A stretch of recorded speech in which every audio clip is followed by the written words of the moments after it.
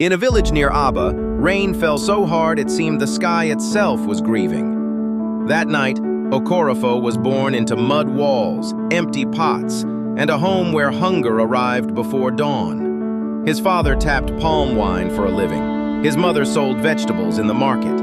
When the roof leaked, the whole family simply moved the mat and kept sleeping. He walked barefoot to school with torn notebooks tied by rope, while other children carried lunch and clean books.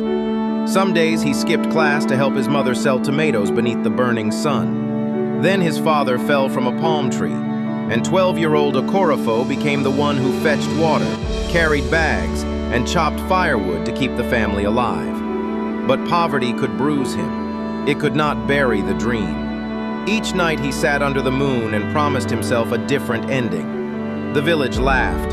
The rain remembered. A hard beginning is not a curse.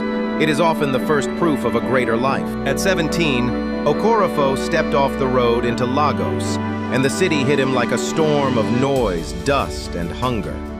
He slept in an unfinished building with other boys chasing survival, then rose before dawn to push wheelbarrows through crowded markets and load buses at motor parks. Every day was a test. Every naira mattered. Some boys chose gangs and quick money, but Okorofo remembered his mother's warning.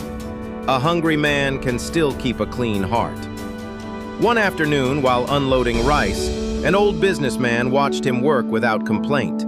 He offered him a small job in a warehouse, and Okorofo grabbed it like a lifeline. He arrived before sunrise, left after dark, and carried discipline like treasure.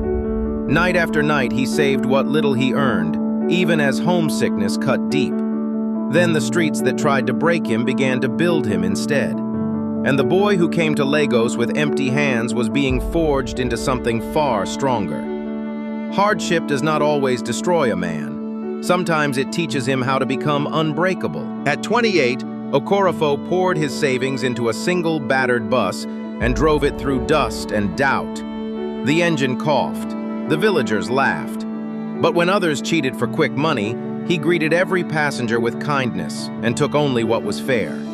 Month by month, the truth began to travel faster than the road. People returned. Then they brought others.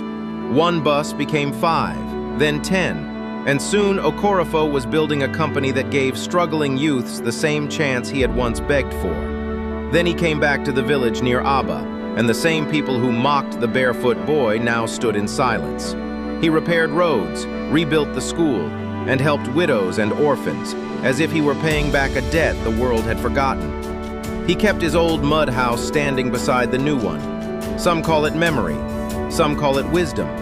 But the greatest fortunes are built by those who never betray where they came from.